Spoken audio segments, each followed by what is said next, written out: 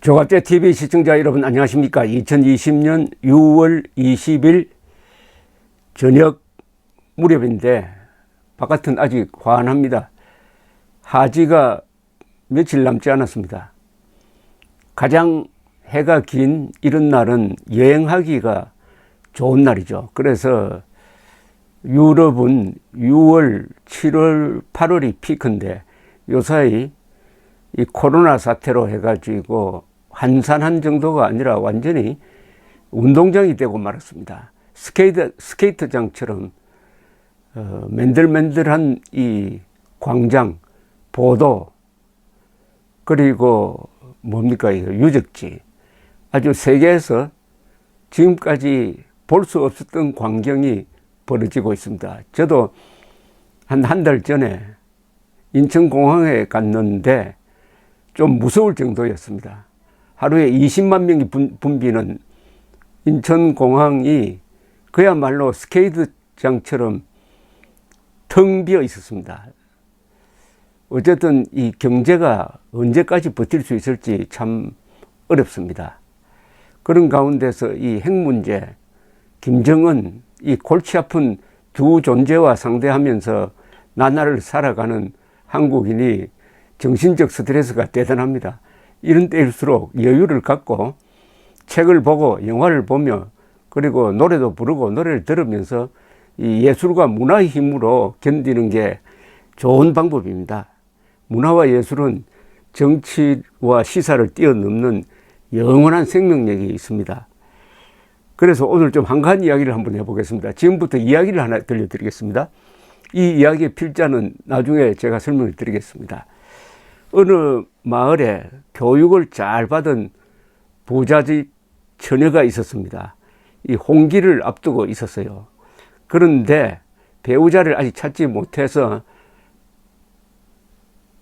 독립적으로 집을 하나 얻어가지고 살고 있었습니다. 그런데 옆집에는 직업이 없는 깡패가 살고 있어가지고 마을에서는 그 깡패를 상대를 해주지 않았습니다. 그런데 이 깡패가 혼자 사는 처녀를 스토킹하기 시작했습니다.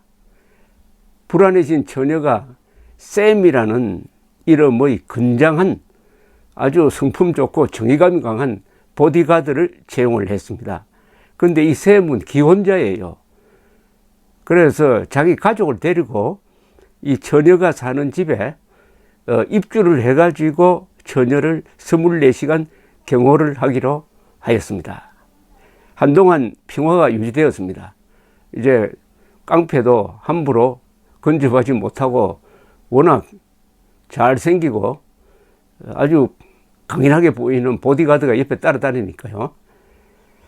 그런데 어느 날 이 처녀가 오더니 보디가드 샘을 불러놓고 충격적인 통보를 하는 것이었습니다. 사실은 제가요, 그 남자와 교제를 하고 있어요. 만나보니 듣던 것과는 많이 달라요. 결혼할 생각이에요. 앞으로 간섭하지 말아주세요. 샘이 깜짝 놀랐습니다. 이렇게 잘생기고 멋진 여성이 깡패와 결혼을 하기로 했다? 그래서 아니 그렇다면 저보고 나가란 말입니까? 라고 이렇게 물었더니 이 처녀의 이야기가 또 의외였습니다. 그건 아니고요. 결혼하더라도 따로 살 겁니다. 왜 미국인들이 말하는 오픈 메리지 그걸 할 겁니다. 그러니 계속 저를 지켜주셔야지요. 저도 결혼이 무리라는 건 잘 압니다. 그래도 그를 순화시키고 마을의 평화를 유지할 수 있는 유일한 길은 제가 결혼을 하는 거예요. 이렇게 설명하는 것이었습니다. 여기서 오픈 메리지는 뭐냐면 결혼을 하더라도 각자 막 교제도 하고 관계도 맺는 것은 허용한다 이런 뜻입니다. 샘이 또 물었습니다. 아니 그런데 결혼한 뒤에는 그 깡패가 이 집에 쳐들어와도 제가 말릴 수가 없잖아요. 하니까 처녀의 대답은 이랬습니다. 안심하세요. 제가 그를 더 잘 알아요. 그런 일이 없도록 하겠어요. 근데 며칠 뒤부터 이 스토커가 마을을 돌아다니면서 보디가드인 샘을 욕하기 시작했습니다. 샘이 결혼하는 걸 방해한다고, 더구나 샘의 가족까지 막 협박하는 것이었습니다. 그래도 뭐 어떻게 말릴 방법, 본인 여자가 좋다는데 말릴 방법이 없죠. 여자와 스토커는 결국 결혼을 하고 말았습니다. 그런데 그 며칠 뒤에 이 결혼한 여자가 집으로 돌아왔는데 눈두덩이 시커멓게 멍이 들어 있었습니다. 얻어맞은 것이었습니다. 샘이 놀라서 어떻게 된 영문이냐고 물었더니 흐느껴 울면서 이렇게 이야기하는 것이었습니다. 처녀가, 이제 처녀가 아니죠. 결혼했으니까. 깡패의 부인이 되었습니다. 샘, 당신이 있기 때문에 그가 더 겁을 먹고 난폭해지는 것 같아요. 저도 잘못한 것은 있어요. 그동안 그에게 너무나 냉담하였거든요. 아니, 이 책임을 샘에게 뒤집어 씌웁니다. 여자는 자책만 하고 있었습니다. 자기를 때린 깡패에 대한 분노나 이런 건 없고, 자기가 잘못했다고 하고, 샘이 잘못했다고 하고. 난감해진 샘은 밤잠을 설치면서 고민하다가 이런 결론을 내렸습니다. 그렇다면 좋다. 그 스토커의 주인을 찾아가 내가 단판을 지어야 되겠다. 이 이야기는 여기서 끝납니다. 이건 제가 지어낸 게 아니고요. 이 우화는 부산의 동서대학교 교수 B.R. 마이어 씨가 연방제 통일을 비꼬기 위하여 만든 이야기입니다. 여기서 여인은 뭐 짐작하셨겠지만 한국이고요. 뭐 문재인 정부 되겠죠. 스토커는 북한 김정은, 샘은 주한미군입니다. 그리고 샘이 안 되겠다. 저 스토커하고는 말이 안 통하니까 스토커의 주인하고 내가 단판을 지어야 되겠다고 하는 스토커의 주인은 누구일까요? 아마 중국의 시진핑 아니겠습니까? 어떻게 생각하십니까? 이 우화가 저는 복잡하게 설명하는 것보다 한국 현실을 참 잘 보여주고 있다고 생각합니다. 대한민국이라는 근사한 처녀가 있는데 어쩌다가 문재인 정권 같은 게 등장해가지고 어쩌다가 지금 스토커와 관계를 맺고 불륜을 저지르고 드디어 스토커와 결혼을 할 판입니다. 그런데 그게 정상적인 결혼이 아니에요. 연방제 결혼입니다. 연방제 결혼은 뭔지 아십니까? 연방제라는 게 뭔지 아십니까? 양쪽 체제를 그냥 두자는 겁니다. 북한의 사회주의 독재, 대한민국의 자유민주주의 체제를 그냥 두고 서로 한 국가로 통일되었다고 하자는 가짜 사기입니다.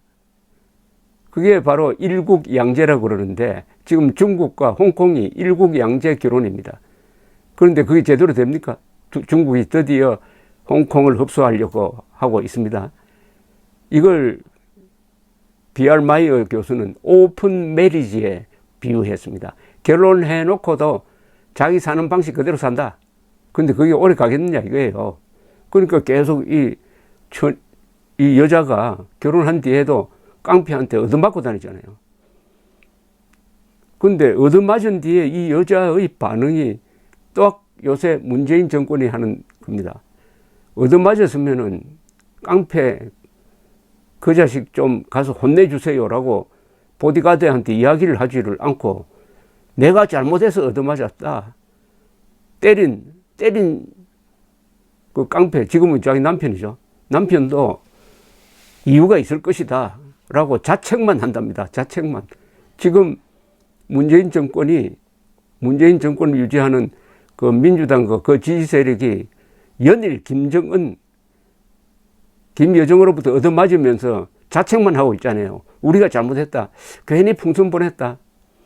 북한이 달라는 걸 제대로 주지 않아서 김정은이가 잘못한 게 아니라 우리가 잘못했고 도와주려는 걸 막는 미국이 잘못했다. 딱 요 얻어맞고 다니는 스토커한테 스토커하고 결혼했다가 얻어맞고 다니는 이 여자 꼴의 아주 더러운 모습, 변태적 모습을 보여주고 있는 게 문재인 정권이죠. 그러니까 중국하고 단판 지어야 되겠다고 미국이 결심을 했다는 이야기인데, 그럼 중국과 단판 지으면 중국이 이 여자 대한민국 편을 들어줄까요? 천만의 말씀입니다. 그러면 잘 됐다. 이 스토커의 주인이라고 보기 힘들어요. 중국이 북한에 대해서 결정적 영향력을 가진 건 없어요. 다만 경제적 의존도를 이용해 가지고 약간 조정할 수는 있죠. 만약 그런 단판 요청이 들어오면은 중국은 회심의 미소를 지으면서 잘 됐다.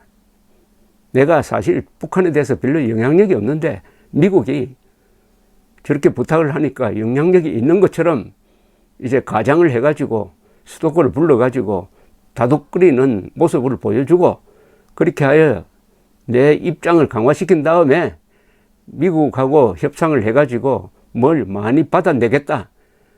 중국은 중국대로 다른 계산을 하는 거죠. 이래저래 이 좋은 집안의 이 여인은 스토커에게는 얻어맞고 중국으로부터는 농락당하고 샘 보디가드로부터는 경멸을 받고, 그리고 그 마을, 그 부자 마을에서는 완전히 왕따가 되는 이런 꼴을 겪고 있다. 이게 대한민국 아닙니까? 어쨌든 이 우화는 아주 재미있으니까 조갑제닷컴에 올려놓았습니다. 많이 확산시켜 주시기 바랍니다. 감사합니다.